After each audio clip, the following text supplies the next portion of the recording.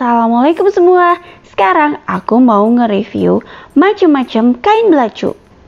Karena kain belacu itu banyak jenisnya guys. Karena banyak banget yang masih bingung kain belacu apa sih yang bagus untuk peruntukannya masing-masing. Oke deh, yuk kita bahas. Kain belacu itu apa sih? Jadi, kain belacu itu kain mentah atau kain grage yang belum melalui proses finishing. Tidak seperti bahan kain lainnya, kain belacu tidak memiliki warna. Warna alami kain belacu merupakan warna murni atau asli yang belum mengalami pewarnaan atau pemutihan. Biasanya berupa putih tulang atau kecoklatan. Karena belum mengalami proses pewarnaan, kain belacu sering disebut sebagai kain grage atau grey yang berarti kain mentah. Kain grage atau kain mentah ini merupakan semua kain hasil dari penenunan yang belum diproses finishing atau belum mengalami proses celup warna, sehingga tampilannya lebih natural. Kain belacu tidak hanya terbuat dari material katun saja, tetapi ada juga yang terbuat dari material berbeda seperti rayon, polyester, atau kombinasi dua material serat yang berbeda. Jadi, jangan heran bila kamu menjumpai kain belacu dengan berbagai jenis material, ukuran benang, dan kerapatan penenunan. Karakteristik kain belacu diantaranya sebagai berikut. Kain belacu mempunyai warna murni atau tidak memiliki warna. Kain belacu bersifat go green dan dapat digunakan berulang kali. Kain belacu aman digunakan karena tidak menimbulkan reaksi alergi.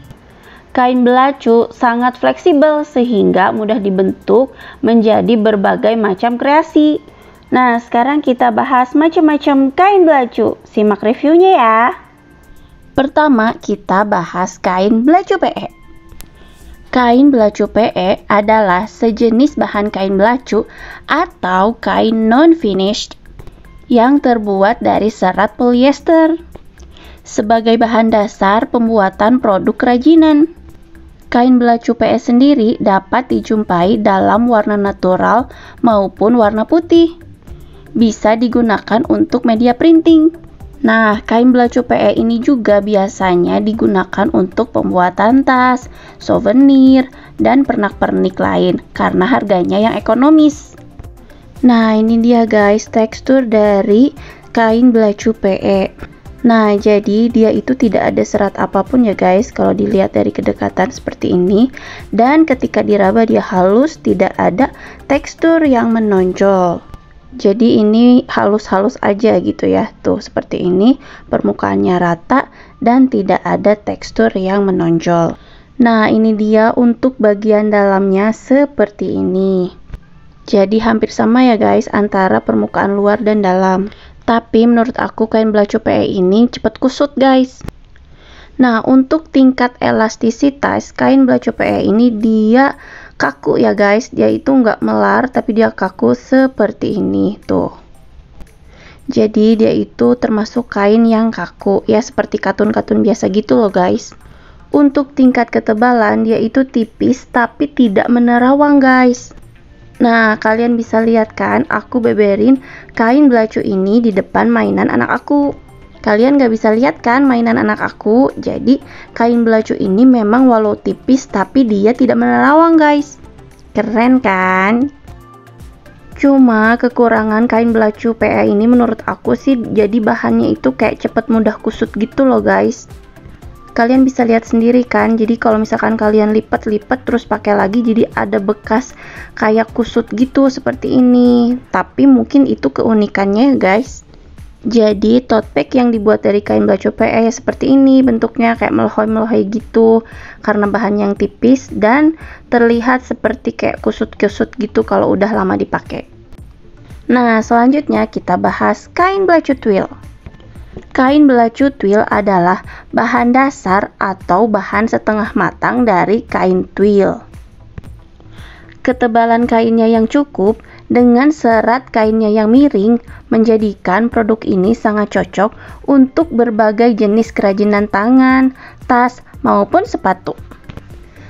Nah, ini dia tekstur dari kain belacu twill. Jadi, kelebihan dari kain belacu twill ini dia tuh ada serat miring kayak gini loh guys. Jadi, dia tuh ada serat-seratnya gitu yang menjadikan kain ini unik ya dari kain belacu lainnya. Nah, untuk tingkat ketebalan kain belacu twill ini cukup tebal ya guys, seperti ini. Kalian bisa lihat tuh kan, mainan anak aku nggak kelihatan kan. Jadi kain belacu ini cukup tebal, walaupun tipis tapi dia lumayan tebal gitu. Nah, jadi tipis tapi tidak menerawang. Nah, untuk tingkat elastisitas kain belacu twill ini dia tentu saja kaku ya guys. Seperti kalian bisa lihat seperti ini tuh. Dia tuh kaku banget, nggak elastis. Seperti ini tuh. Dia tuh kaku gini kan. Aku gerak-gerak aja dia bentuknya tuh sama gitu. Kaku kayak gini kan. Nah, sekarang kita bahas kain belacu kanvas. Kain belacu kanvas merupakan produk setengah matang dari kain kanvas. Kain belacu kanvas dapat dijumpai dalam berbagai tingkat ketebalan.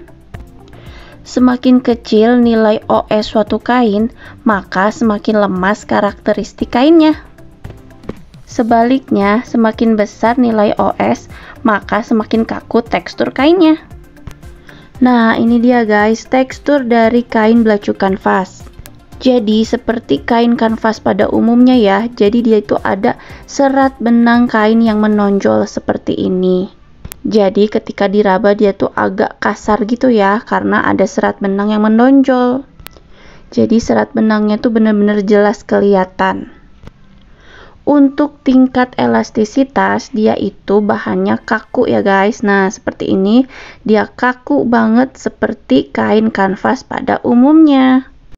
Jadi dia itu kaku ya, nggak melar tuh seperti ini. Dia tuh bener-bener kain yang jenis kain yang kaku kayak gitu, seperti ini tuh. Ini permukaan luarnya hampir sama ya antara permukaan dalam dan permukaan luar seperti ini tuh. Permukaan dalam dan permukaan luar hampir sama ya guys. Kain belacu kanvas ini biasanya digunakan untuk bikin tote bag, tas, sepatu, pouch, dan lain-lain. Nah, untuk tingkat ketebalan kan seperti aku bilang tadi, ada kain belacu kanvas yang 14 OS dan ada kain belacu kanvas yang 10 OS. Tapi keduanya sama-sama tidak menerawang ya guys. Perbedaannya, kalau kain belacu kanvas yang 14 OS biasanya digunakan untuk kerajinan dengan kualitas premium karena bahannya yang cukup tebal. Tapi untuk belacu kanvas 10 OS juga bisa digunakan untuk membuat tas dan juga bahan dasar kain kanvas. Nah, sekarang kita bahas kain kanvas belacu katun Paris. Jadi, kain kanvas belacu katun Paris ini merupakan jenis kain yang menjadi bahan dasar katun Paris.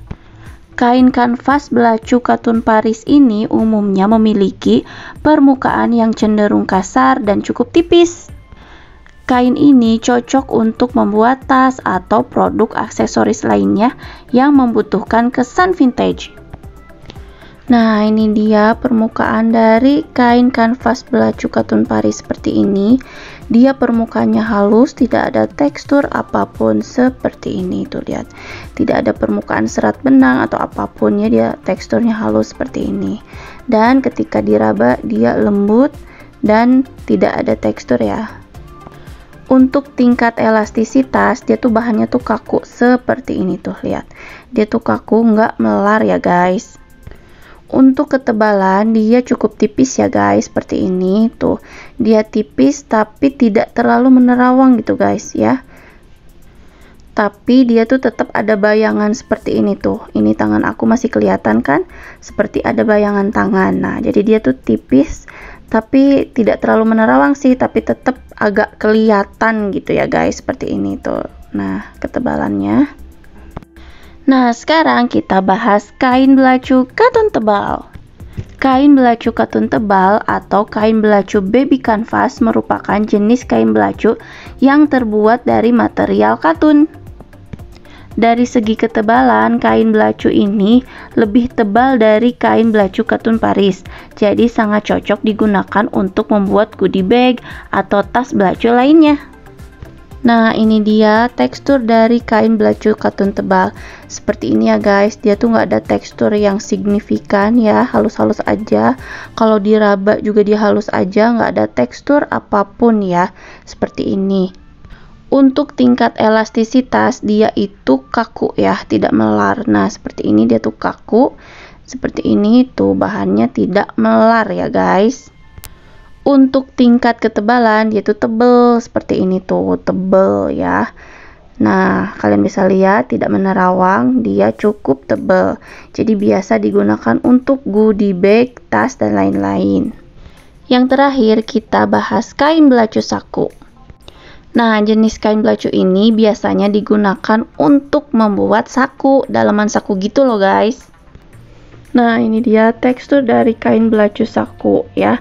Seperti ini, kalian bisa lihat dia tuh tipis ya, dan seratnya itu sangat jarang-jarang seperti ini.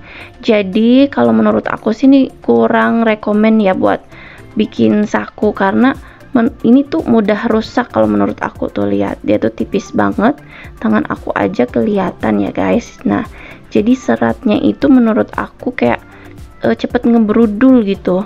Nah, seperti ini tuh, kaku dan seratnya tuh nggak bagus lah pokoknya. Aku pernah bikin gitu, dan itu tuh cepet rusak gitu, sakunya cepet bolong. Jadi pilihnya kalau misalkan kain belacu kalian mau bikin buat saku, kayaknya enakan yang dari bahan katun gitu ya guys. Kalau ini bener-bener seratnya tuh jarang-jarang seperti ini, jadi kainnya mudah ngebrudul. Nah, itu aja ya guys review aku tentang macam-macam kain belacu. Jangan lupa like and subscribe channel aku ya guys. Oke, assalamualaikum.